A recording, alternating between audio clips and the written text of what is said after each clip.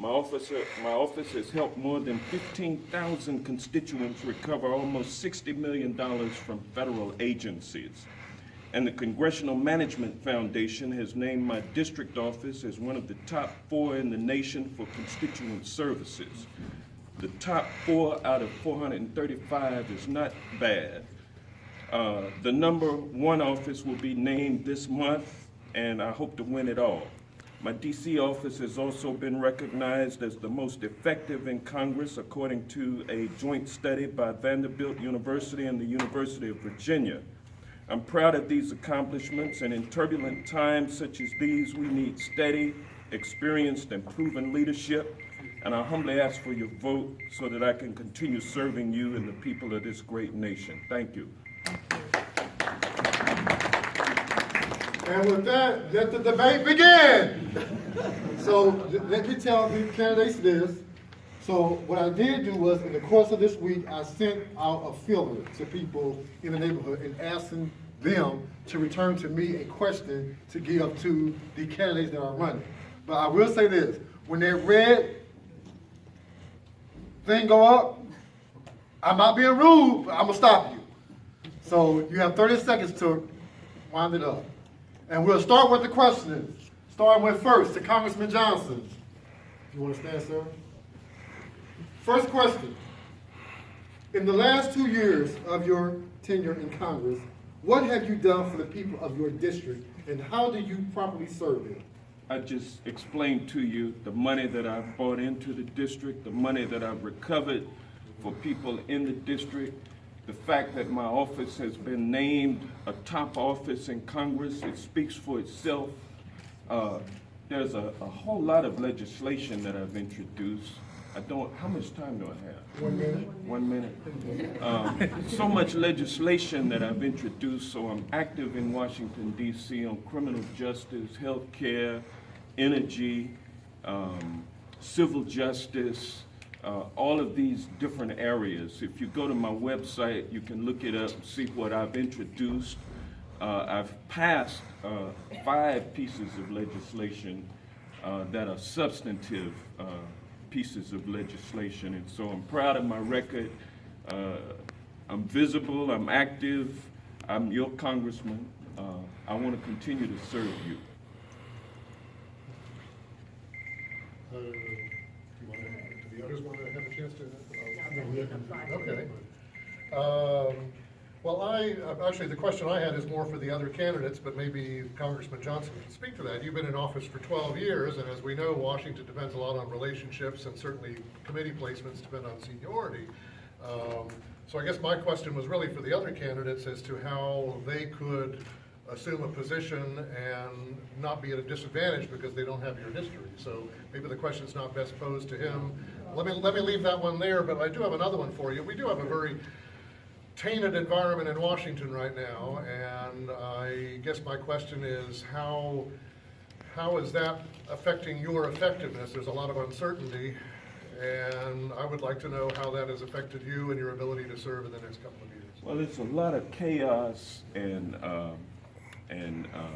controversy in Washington, D.C. right now, brought on by the presidency of Donald Trump and the failure of the Republican majority in both the House and the Senate to hold the president accountable, to create a check and a balance against his excesses. They've pretty much gone along with everything that the president has wanted to do. And this guy has been acting unpresidential in so many different ways, and is actually leading our country into a decline of our democracy, not to mention a threat to our national security and to world security. I'm a Democrat. I'm a strong Democrat. Gun rights, I believe in, but I also believe in gun control. Republican values I do not share. Mr. Prophet will go to Washington, D.C. and try to cut Medicare, Medicaid, Social Security, the Affordable Care Act. I stand against those things. Thank you.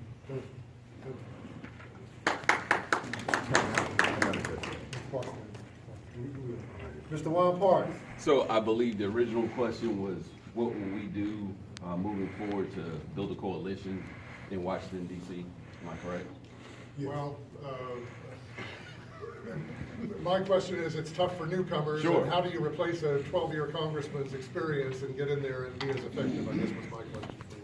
So, for the past 18 years of my life, I've served as a United States Marine. I've led men and women on the battlefield, and now I serve as a teacher, and I lead our youth into tomorrow. And so here's what I will tell you about what we need to do moving forward. It's not just about building relationships. It is all about building relationships. And that includes building relationships with people that may not look like us, that may not think like us, and that may not always vote like us. But at the end of the day, we all have the same thing at heart. We want what's best for our community. And I can tell you that my votes for the future will reflect that. Less than 30 days after Parkland, Congress passed a bill in the House to create a more safe environment for our youth.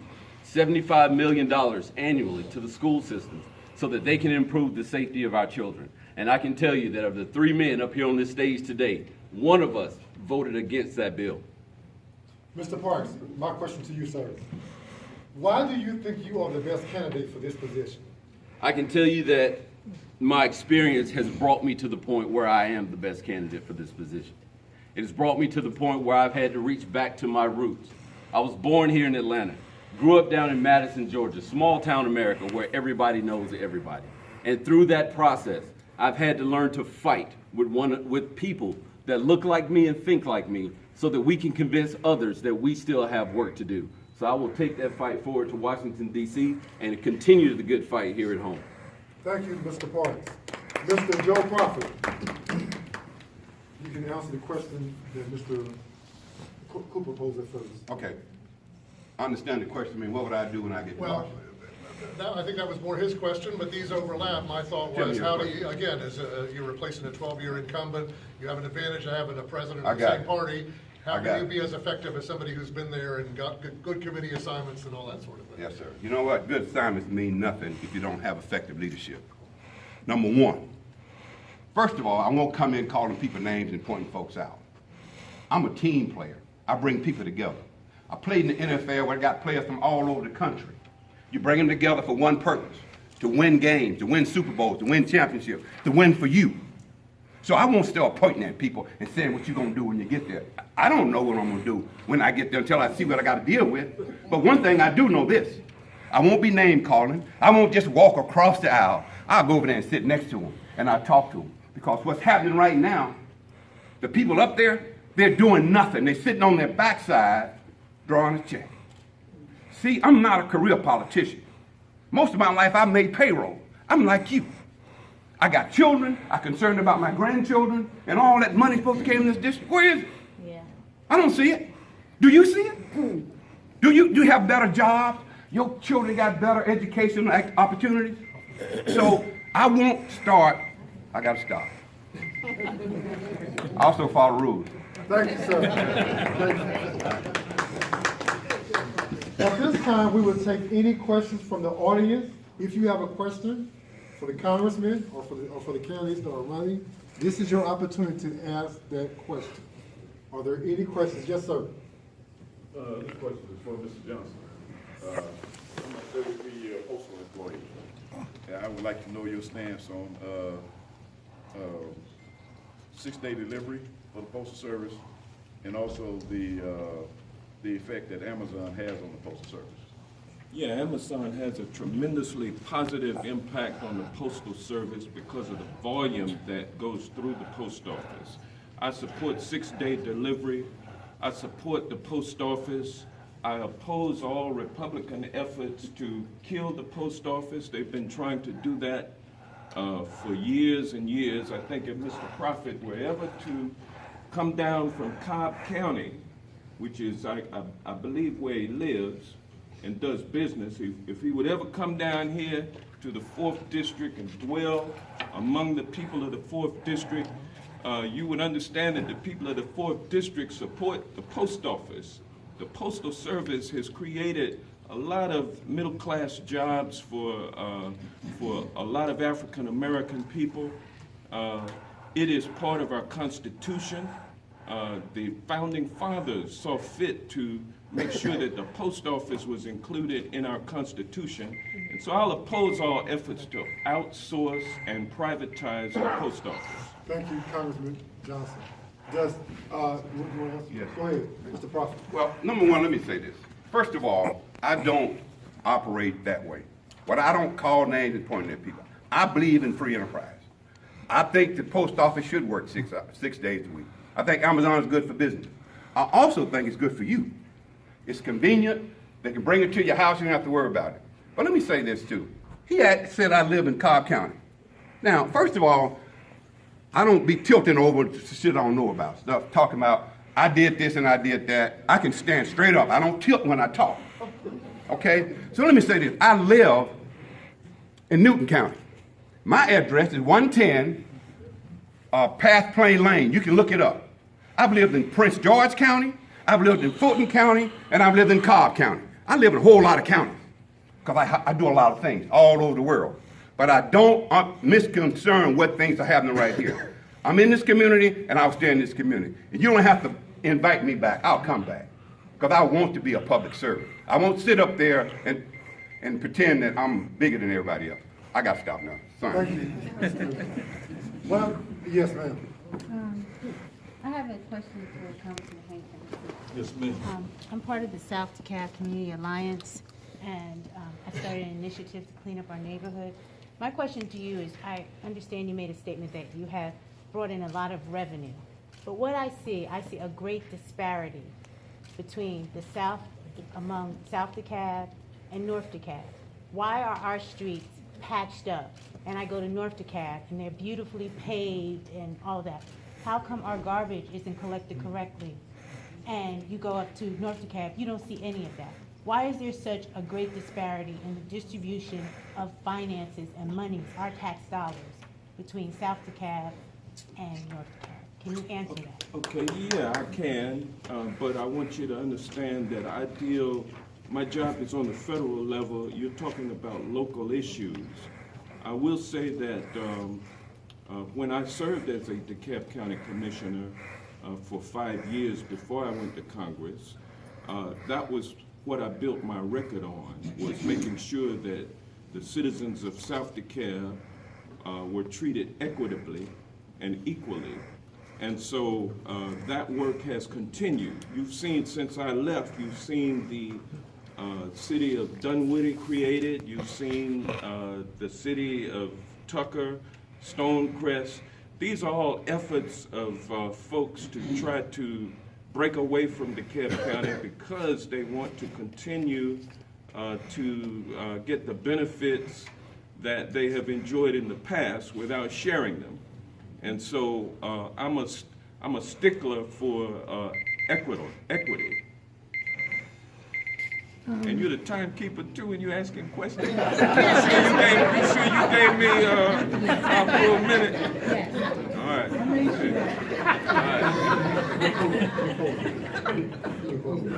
Thank you. Okay, so we kind of are like beat for time, so I'm not trying to rush, but I want to make sure, because there are people who have another commitment, and I want to make sure that we get them up here. So the agenda may tweak a little bit. Once again, without discombobulated, that's just me. So if the congressman and the candidates can give a closing statement, and in your closing statement, you can make whatever statement you can in your closing statement, and we'll start first with Congressman Johnson. 1 minute, please. Okay, thank you, ladies and gentlemen. I'm a seasoned and experienced legislator who knows his way around Congress. I'm a senior member of the Judiciary Committee, where I'm the top Democrat and soon to be chairman of the Court's Intellectual Property and Internet Subcommittee. I'm also a senior member of the Transportation and Infrastructure Committee, where I serve as the top Democrat on the Economic Development, Public Buildings, and Emergency Management Subcommittee. Seniority is important, and I will use mine to bring transportation dollars back into the district, including heavy rail service for South DeKalb County. With 10 years on the Armed Services Committee, I've been a staunch advocate for veterans. We're living in chaotic and uncertain times. We have a president who is impulsive, unpredictable, and a dangerous threat to national and world security. I will be one who stands up to this president by providing effective and experienced leadership in Congress. I humbly ask for your vote. I won't let you down. I'll make you proud. And ladies and gentlemen, you can bank on Hank. Mr. Juan Parks. So I don't have any fancy catchphrases for you as we move forward, but what I do have for you is a wealth of experience, leadership, and knowledge. What I do have for you is equitable representation throughout the 4th Congressional District. As you listen to the debate that just occurred up here, a lot of divisiveness was created. What I hope to bring forward, what I plan to bring forward, is a message of unity for all of us. We must communicate unity moving forward in order to make effective changes, not only within this district, but within the nation as well. So on May 22nd, you have an opportunity. You have an opportunity for leadership for the future. You have an opportunity to redefine this more perfect union that we are all in search of. For together, we can make a difference. Mr. Joe Crawford. You know, I'm new at this. I'm not new at effective leadership, though. I know how to do that. I've done it for a long time. And I don't have to do this. I don't have to be in Washington and getting on committees. Committees are not benefiting you. I'm not going to Washington to get on a committee. I'm going to Washington to come back so I can talk to North DeKalb to find out why we can't have equity on both sides, with both ends of the spectrum. So I'm going to tell you something. When people try to divide you even further about name calling and pointing, listen, follow your instincts and follow your spirit, because we don't need to be divided anymore. Now, I got 30 seconds to tell you something. I'm Joe Prophet. You probably heard about the Falcon. They got this rise, said, rise up. Well, I'm gonna quote one verse. Psalms 94:16. It said, rise up, telling the Lord to come in and take care of all the evildoers. So I'm gonna ask you to do this. I want you to vote for Joe or think with Hank. Thank you. Thank you very much for the candidates and for the congressional district floor. Thank you very much.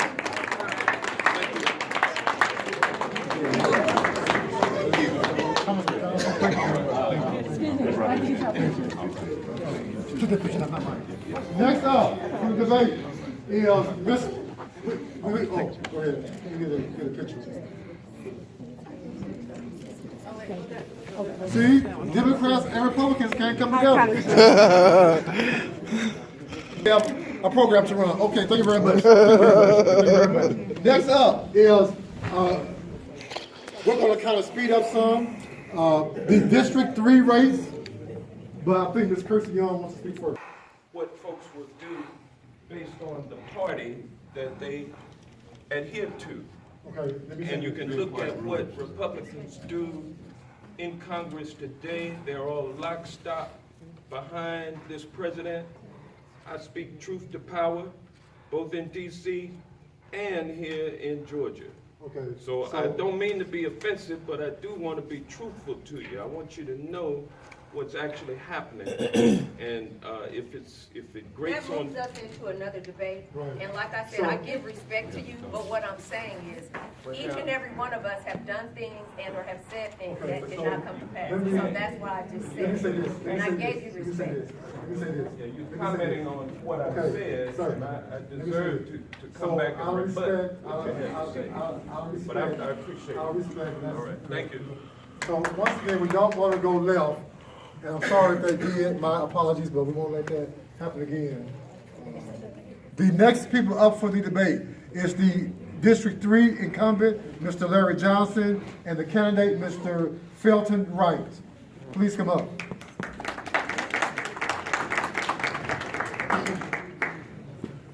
At this time, we will give a 1-minute introduction to Commissioner Johnson. Commissioner Johnson. All right.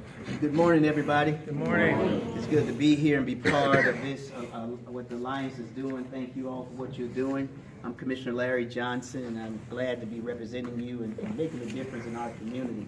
I just left a great cleanup that we had on Gresham Road. We've been doing them for a while, about 15 years, and really we had some great residents who wanted to be a part in making a difference in our community. So I applaud that. Next week will be Candler Road, and we're working with our community folks to make a difference.